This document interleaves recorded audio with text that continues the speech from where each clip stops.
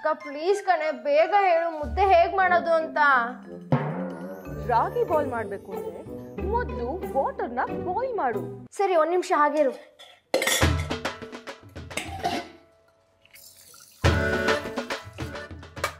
ಏನ್ ಮಾಡ್ತಿದ್ಯಾ ವರ್ಷ? ವಾಟರ್ ಬಾಯ್ಲ್ ಮಾಡಕ್ ಇಟ್ಟಿದ್ದೀನಿ. ಇವಾಗ ರಾಗಿ ಪೌಡರ್ನ ತಗೊಂಡು ನಿನ್ ಕೈಯಲ್ಲಿ ಹಿಡ್ಕೊ.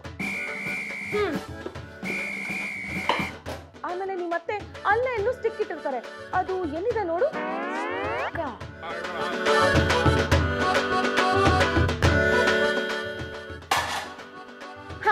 ಸ್ಟಿಕ್ಕು ರಾಗಿ ಪೌಡರ್. ಈಗ ಆ ಬಾಯ್ಲಿಂಗ್ ವಾಟರ್ಗೆ ರಾಗಿ ಪೌಡರ್ನ ನಿಧಾನವಾಗಿ ಹಾಕು. ಹಾಗೆ ಆ ಸ್ಟಿಕ್ ತಗೊಂಡು ನಿಧಾನಕ್ಕೆ ತಿರುಗ್ಸಮ್ಮ. ಅದ್ರಲ್ಲಿ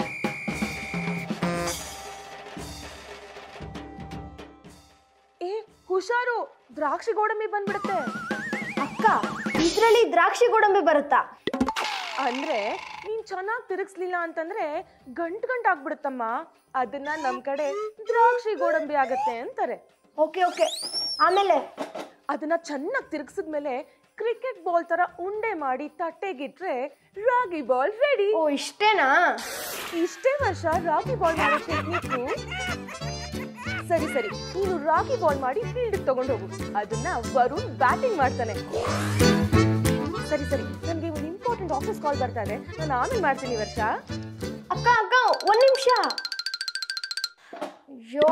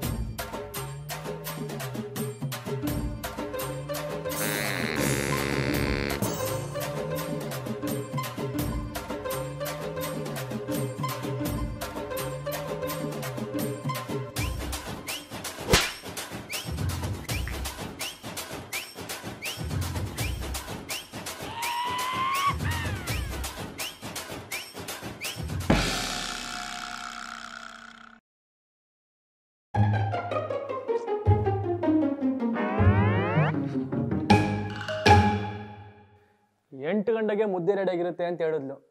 ಈಗ ನೋಡ್ರೆ ದೆವ್ವ ತಿನ್ನೋ ಟೈಮು, ಇನ್ನೂ ಮುದ್ದೆ ಬಂದಿಲ್ಲ.